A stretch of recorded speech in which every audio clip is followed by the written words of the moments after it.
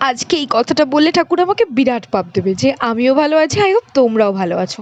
এই গরমে কে ভালো আছে ভাই? আমরা তো ফুল বয়েল হয়ে এখন রীতিমতো তরকারির ঝোলে ফুটছি।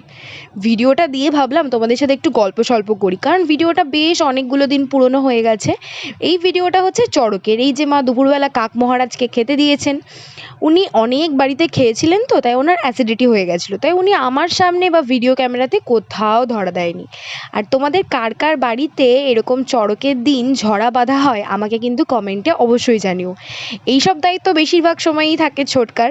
তো সেই রকমই ছোটকা কাজ করছিল, আমি ছোটকাকে একটু হেল্পও করছিলাম, আবার সাথে সাথে একটু জ্বালাতনও করছিলাম। এই যে বাঁধাবাঁধির কাজ অলমোস্ট ডান, একটু পরেই মা পুজো দিতে আসবে, তারপর এই ঘটে জল ঢালবে।